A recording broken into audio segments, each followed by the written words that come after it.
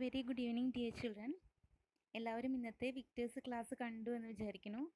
വിക്ടേഴ്സ് ക്ലാസ്സിനെ ഫോളോ ചെയ്തിട്ടാവും നമ്മുടെ ക്ലാസ് ഉണ്ടാവുക. നമ്മുടെ ക്ലാസ് കാണാം. ഈ പിക്ചറിലേക്കൊന്ന് നോക്കൂ. ഒരു ഫ്രൂട്ട് സെല്ലറുടെ പടമാണ്.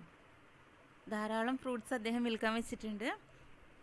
ഇതെല്ലാം വിറ്റ് പോകുമ്പോൾ വൈകുന്നേരമാകുമ്പോൾ എന്താണ് അദ്ദേഹത്തിനൊരു ബുദ്ധിമുട്ട് സംഭവിക്കുന്നത്?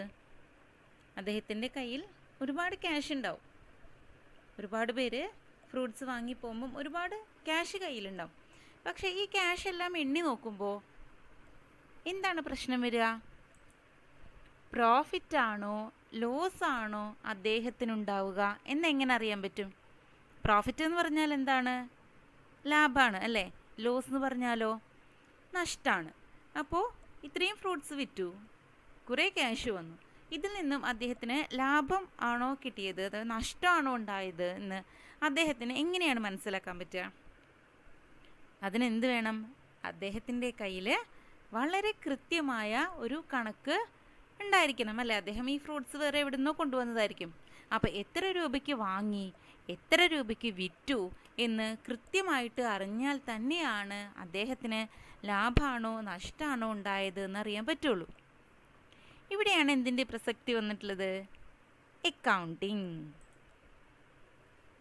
Luca Pacioli was the first person to publish detailed material on the double entry system of accounting.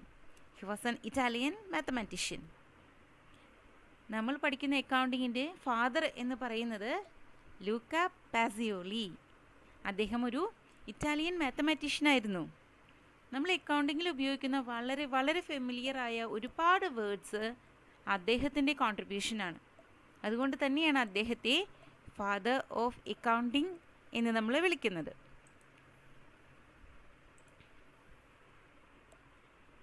ഇനി അക്കൗണ്ടിങ്ങിലെ വളരെ പ്രധാനപ്പെട്ട ആസ്പെക്റ്റുകൾ അല്ലെങ്കിൽ അക്കൗണ്ടിങ്ങിൽ നമ്മൾ ഫോളോ ചെയ്യുന്ന പ്രധാനപ്പെട്ട പ്രോസസ്സുകൾ എന്തൊക്കെയാണെന്ന് നമുക്കൊന്ന് നോക്കിയാലോ. ഒന്നാമത്തെയാണ് എന്ത്? അക്കൗണ്ടിങ്ങിൽ ഇക്കണോമിക് ഈവൻറ്റ്സ് ആണ്. രണ്ടാമത് അക്കൗണ്ടിങ്ങിൽ ഐഡൻറ്റിഫിക്കേഷൻ, മെഷർമെൻറ്റ്, റെക്കോർഡിംഗ്, കമ്മ്യൂണിക്കേഷൻ. മൂന്നാമത്തെയാണ് ഓർഗനൈസേഷൻ. നാലാമത്തെ ഇൻട്രസ്റ്റഡ് യൂസേഴ്സ് ഓഫ് ഇൻഫർമേഷൻ. നമുക്ക് ഈ 4 കാര്യങ്ങളും എന്താണെന്ന് നോക്കാം അല്ലേ?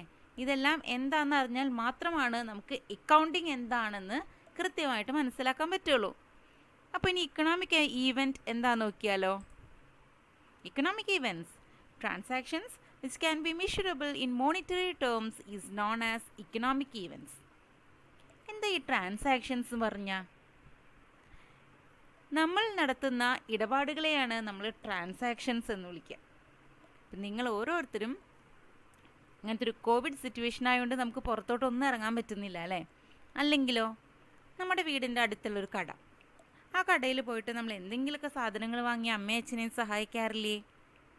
ഉണ്ടല്ലേ? പെട്ടെന്ന് അമ്മ പറയുന്നത് കടയിൽ പോയിട്ട് പച്ചക്കറി വാങ്ങാനായിട്ട്, അതല്ലെങ്കിലോ എനിക്ക് ഇഷ്ടപ്പെട്ട എന്തെങ്കിലുമൊക്കെ വാങ്ങാനായിട്ട് നമ്മൾ കടയിൽ പോകും. അപ്പോൾ എന്താ, ഇപ്പോൾ ഞാൻ ഒരു കുട്ടി, ഒരു ഉദാഹരണത്തിന് അശ്വനി കടയിൽ പോയി പഞ്ചസാര വാങ്ങി. ഇതിനെ നമുക്ക് ട്രാൻസാക്ഷൻ എന്ന് പറയാൻ പറ്റുമോ? പറ്റില്ല കേട്ടോ. എന്താ കാരണം എന്നറിയോ? അവിടെ എത്ര രൂപയ്ക്കെന്ന് നമ്മൾ പറഞ്ഞിട്ടില്ല. That can be measurable in monetary terms. Cash എന്ന് പറയുന്നത് വളരെ പ്രധാനപ്പെട്ട ഒരു കാര്യമാണ്. അശ്വിനി കടയിൽ പോയി 60 രൂപയ്ക്ക് പഞ്ചസാര വാങ്ങി. നേരത്തെ ടീച്ചർ പറഞ്ഞ സെൻറ്റൻസും ഇപ്പോൾ ടീച്ചർ പറഞ്ഞ സെൻറ്റൻസും തമ്മിൽ വ്യത്യാസം മനസ്സിലായോ? 60 രൂപയ്ക്ക് അവിടെ എന്താണ്? മോണിറ്ററി, മണി എന്നുള്ളത് ഏറ്റവും പ്രധാനപ്പെട്ട ഒരു ഫാക്ടറാണ് അക്കൗണ്ടിങ്ങിൽ. രൂപയില്ലാതെ നമുക്കൊന്നും പറ്റില്ല അല്ലേ? അപ്പോൾ അതുകൊണ്ടാണ് transactions which can be measurable in monetary terms is known as economic event. ഒരു ഈവൻറ്റിനെ ഇക്കണോമിക് ഈവൻറ്റ് എന്ന് നമ്മൾ പറയണമെങ്കിൽ അവിടെ മണി ഉണ്ടായിരിക്കണം, അവിടെ ക്യാഷ് ഉണ്ടായിരിക്കണം. ക്യാഷ് ട്രാൻസാക്ഷൻസിനാണ് അക്കൗണ്ടിങ്ങിൽ നമ്മൾ എപ്പോഴും മുൻതൂക്കം കൊടുക്കുന്നത്. ഇക്കണോമിക് ഈവൻറ്റ് എന്താണെന്ന് മനസ്സിലായി എന്ന് വിചാരിക്കുന്നു. ട്രാൻസാക്ഷൻസും നമുക്ക് എന്താണെന്ന് മനസ്സിലായി. അടുത്തതായിട്ട് നമുക്കൊരു 4 പോയിൻറ്റ്സ് പഠിക്കാനുണ്ട്. അക്കൗണ്ടിങ്ങിൻ്റെ സ്റ്റെപ്പ് ബൈ സ്റ്റെപ്പ് കാര്യങ്ങളാണ് നമ്മൾ ഇനി പഠിക്കുന്നത്. ഒന്നാമത്തെ identification. It means determining what transactions to record. ഐഡൻറ്റിഫിക്കേഷനിൽ നമ്മൾ എന്താ പറയണേ, എങ്ങനെയുള്ള ട്രാൻസാക്ഷൻസ് ആണ് നമ്മൾക്ക് റെക്കോർഡ് ചെയ്യേണ്ടത്. എല്ലാ ട്രാൻസാക്ഷൻസും നമ്മളൊരു പുസ്തകത്തിൽ എഴുതി വെക്കണോ? അക്കൗണ്ടിങ് ക്ലാസ്സിൽ നിങ്ങളൊക്കെ വലിയ ബിസിനസ്സുകാരാണെന്ന് ചിന്തിക്കുക കേട്ടോ. മക്കളെല്ലാവരും തന്നെ വലിയ വലിയ ബിസിനസ്സുകാരാണ്. നല്ല കോട്ടും സൂട്ടൊക്കെ ഇട്ട് വെൽ ഡ്രസ്ഡ് ആയിരിക്കുന്ന വലിയ ബിസിനസ് മാഗ്നറ്റ്സ് ആയിട്ടുള്ള കാര്യം ഒന്ന് ചിന്തിച്ചു നോക്കൂ. ഇവിടെ നിങ്ങളുടെ സ്ഥാപനത്തിലെ എല്ലാ കാര്യങ്ങളും നിങ്ങൾ വെറുതെ റെക്കോർഡ് ചെയ്ത് വെക്കുമോ? വെറുതെ എന്തെങ്കിലും ഒരു ഇൻഫോർമേഷൻ അറിയാൻ വേണ്ടി വന്നതായിരിക്കും ഒരു വ്യക്തി. അദ്ദേഹത്തിൻ്റെ എല്ലാ കാര്യങ്ങളും നമുക്ക് എഴുതി വെക്കേണ്ട കാര്യമുണ്ടോ? വേണ്ട അല്ലേ. നമ്മൾ എങ്ങനത്തെ കാര്യങ്ങളായിരിക്കും നമ്മൾ രേഖപ്പെടുത്തി വയ്ക്കുക? നമുക്ക് ഏറ്റവും പ്രധാനപ്പെട്ട കാര്യങ്ങൾ തന്നെയാണ് നമ്മൾ രേഖപ്പെടുത്തി വയ്ക്കുക. അപ്പോൾ ഐഡൻറ്റിഫിക്കേഷൻ എന്ന് പറയുമ്പോൾ എന്താ, നമ്മൾക്ക് തിരിച്ചറിയാൻ സാധിക്കണം എങ്ങനത്തെ ട്രാൻസാക്ഷൻസ് ആണ് നമുക്ക് റെക്കോർഡ് ചെയ്യേണ്ടത് എന്നുള്ളത്. അതാണ് ഐഡൻറ്റിഫിക്കേഷൻ. രണ്ടാമത്തെ measurement. If an event can quantified in monetary terms, it is not considered for recording in financial accounts. Monetary ടേംസിൽ നമുക്ക് അളക്കാൻ പറ്റാത്ത ഒന്ന് തന്നെ നമ്മൾ ഫിനാൻഷ്യൽ അക്കൗണ്ട്സിൽ രേഖപ്പെടുത്തില്ല. നേരത്തെ ടീച്ചർ പറഞ്ഞു, വെറുതെ കടയിൽ പോയി എന്ന് പറയുമ്പോൾ നമുക്കതൊരു ട്രാൻസാക്ഷൻ ആവില്ല. അവിടെ നമ്മൾ എന്ത് പറയണം? എമൗണ്ട് പറയണം. അത് തന്നെയാണ് മെഷർമെൻറ്റിലും പറയണത്. നമുക്ക് മെഷർ ചെയ്യാൻ പറ്റണം. മോണിറ്ററി ടേംസിൽ നമുക്ക് മെഷർ ചെയ്യാൻ പറ്റണം. ഇതാണ് measurement. Then recording. Once the economic events are identified and measured, these are recorded in the books of account in monetary terms and in a chronological order. അപ്പോൾ ഇക്കണോമിക് ഈവൻസിനെ നമ്മൾ identify ചെയ്തു, നമ്മൾ measure ചെയ്തു, മാത്രം മതിയോ? നമുക്ക് ഈച്ച് ആൻഡ് എവറി ട്രാൻസാക്ഷൻ നമ്മുടെ മനസ്സിൽ നിൽക്കുമോ? ഒന്ന് ആലോചിച്ച് നോക്കൂ. കഴിഞ്ഞ ഒരു 2 കൊല്ലത്തിലെ എല്ലാ കാര്യങ്ങളും നിങ്ങളുടെ മനസ്സിൽ ഓർമ്മയിലുണ്ടോ? ഇല്ല അല്ലേ. നമുക്ക് എന്താ ഓർമ്മയിലുണ്ടാവുക? വളരെ പ്രധാനപ്പെട്ട കാര്യങ്ങൾ ഓർമ്മയിലുണ്ടാവും. അപ്പം നമ്മൾ എന്ത് ചെയ്യണം? നമ്മളെല്ലാ കാര്യങ്ങളും നമ്മളൊരു ഡയറിയിൽ എഴുതി വെച്ചു എന്നുണ്ടെങ്കിലോ നമുക്ക് വായിച്ചു നോക്കുമ്പോഴായാലും നമ്മുടെ ഓർമ്മയിലേക്ക് എല്ലാ കാര്യങ്ങളും വരും. അപ്പോൾ ഇതാണ് ഇവിടെയും പറയുന്നത്. എന്താ, നമ്മൾ എല്ലാ പ്രധാനപ്പെട്ട കാര്യങ്ങളും നമ്മൾ റെക്കോർഡ് ചെയ്തിരിക്കണം. മക്കൾ അഡ്മിഷന് വന്നപ്പോൾ ടീച്ചർ ഒരു വലിയ ബുക്കിൽ നിങ്ങളുടെ എല്ലാ കാര്യങ്ങളും, നിങ്ങളുടെ പേര്, പേരൻസിൻ്റെ പേര്, ദെൻ നിങ്ങളുടെ ഡേറ്റ് ഓഫ് ബർത്ത്, നിങ്ങളുടെ സബ്ജക്റ്റ് ഒരു വലിയ ബുക്കിൽ എഴുതി വെച്ചത് നിങ്ങൾക്ക് ഓർമ്മയുണ്ടാവും. അതെന്തിനു വേണ്ടിയിട്ടാണ്? എത്ര കൊല്ലം കഴിഞ്ഞാലും നിങ്ങളുടെ എല്ലാവരുടെയും ഡീറ്റെയിൽസ് ടീച്ചേഴ്സിൻ്റെ കയ്യിലുണ്ടാവും. അതിന് വേണ്ടിയിട്ടാണ്. അതുപോലെ തന്നെയാണ് എന്ത്, ബിസിനസ്സിൽ നടക്കുന്ന എല്ലാ പ്രധാനപ്പെട്ട കാര്യങ്ങളും നമ്മൾ റെക്കോർഡ് ചെയ്ത് വെച്ചിരിക്കും. എങ്ങനെയാണ്? ക്രോണോളജിക്കൽ ഓർഡർ, ഡേറ്റ് വൈസ് ആയിട്ടാണ് നമ്മളത് എൻട്രി ചെയ്ത് പോവാം. And the last one is communication. The information is communicated through reports. ഇങ്ങനെയാണ് കമ്മ്യൂണിക്കേറ്റ് ചെയ്യാൻ പറ്റുക നമുക്ക്? റിപ്പോർട്ടുകളിലൂടെ. പേപ്പറൊക്കെ വായിക്കുമ്പോൾ ഇനി നിങ്ങൾ പ്രത്യേകം ശ്രദ്ധിക്കണം. പലപ്പോഴും പല കമ്പനികളുടെ ബാലൻസ് ഷീറ്റ് ഇങ്ങനെ പബ്ലിഷ് ചെയ്ത് വരും. അതെന്താണത്? അവർ പബ്ലിക്കിനോട് കമ്മ്യൂണിക്കേറ്റ് ചെയ്യണത്. ഞങ്ങൾക്ക് ഇത്ര പ്രോഫിറ്റാണ് ഉള്ളത് എന്ന് കമ്മ്യൂണിക്കേറ്റ് ചെയ്യണം. അപ്പോൾ വെറുതെ ഒരു സ്ഥാപനം നടത്തിക്കൊണ്ട് പോയാൽ മാത്രം പോരാ. ആ സ്ഥാപനത്തിൻ്റെ പ്രോഫിറ്റാണോ ലോസ് ആണോ അവരുടെ ഇൻഫർമേഷൻസ് നമുക്കൊരു ഇൻട്രസ്റ്റഡ് യൂസേഴ്സ് ഉണ്ട്. അത് ഡിമാൻഡ് ചെയ്യുന്നവർക്കെല്ലാം തന്നെ നമ്മളുടെ റിപ്പോർട്ട് കൊടുത്തിരിക്കണം. ഇനി ടീച്ചർ നേരത്തെയൊക്കെ പറഞ്ഞു ഓർഗനൈസേഷൻ. എന്താ ഓർഗനൈസേഷൻ എന്ന് പറഞ്ഞു കഴിഞ്ഞാൽ? ഒരു സ്ഥാപനം അല്ലേ. Organisation refers to a business enterprise. It may be profit motive or not for profit motive. Profit motive ആയിരിക്കാം, അതല്ലെങ്കിലോ നോട്ട് ഫോർ പ്രോഫിറ്റ് മോട്ടീവ് ആയിരിക്കും. 2 എക്സാമ്പിൾ ടീച്ചർ താഴെ കൊടുത്തിട്ടുണ്ട്. രണ്ടും നിങ്ങൾക്ക് പരിചയം ഉണ്ടാവണം കേട്ടോ. ഏതാ? ഒന്നാമത്തെ ഏതാ? നമുക്കൊക്കെ ഫെമിലിയർ ആയ നമ്മളുടെ MCP. രണ്ടാമത്തെ ഫോട്ടോ ഏതാ? നിങ്ങളൊക്കെ അഡ്മിഷൻ എടുത്തിട്ടും വരാൻ സാധിക്കാത്ത നമ്മുടെ സ്വന്തം സ്കൂൾ. എന്താ ഈ 2 ഓർഗനൈസേഷൻ? രണ്ടും ഒരു ഓർഗനൈസേഷൻ. എന്താ രണ്ടിനും പ്രത്യേകത എന്താ? MCP എന്ന് പറയുമ്പോൾ എന്താണത്? പ്രോഫിറ്റ് മോട്ടീവാണ്. MCPയിൽ പോയിട്ട് നമുക്ക് ഫ്രീ ആയിട്ട് കൊണ്ടുവരാൻ പറ്റുമോ സാധനങ്ങളെല്ലാം? ഇല്ല അല്ലേ, നമുക്ക് ക്യാഷ് കൊടുക്കണം. അതാണ് എന്ത്, പ്രോഫിറ്റ് മോട്ടീവ്. പക്ഷേ ഒരു വിദ്യാഭ്യാസ സ്ഥാപനം എന്ന് പറയുമ്പോൾ അതെന്താണ്? Not for profit motive, it is service motive.